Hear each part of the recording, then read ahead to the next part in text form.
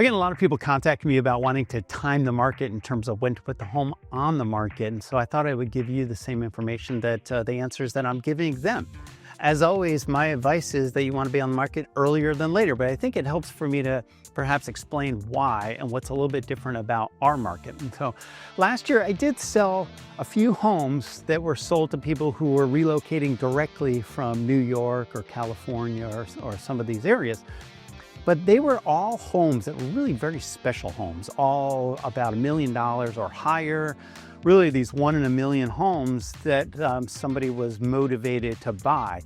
In most cases though, what we're seeing is that the people who are buying our listings are people that if they are relocating, they've already moved here. They're maybe renting an apartment or renting a house. And that's important to understand because these people are trying to time the rental cycle.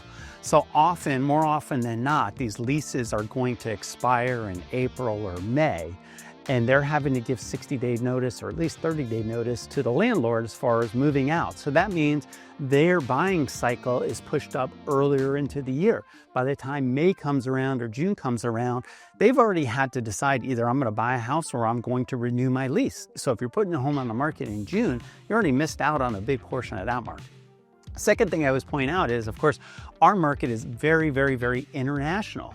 And a lot of the buyers will go out of the country after school lets out. So you'll see at the end of May when school lets out, a lot of these buyers are already gone for an extended period of time. Because remember, if somebody is going to India for the summer, they're not flying there for the weekend. They're going to be there for a month or two. And so if somebody's leaving town for 2 months, they're probably also not buying a house in May. So our advice always is that you're better off having your home on the market earlier in the year than later in the year. Now this year, I think there's going to be a kind of double whammy that's going on. I expect we're going to see a ton of homes hit the market sometime in mid-April through the end of April. And here's why.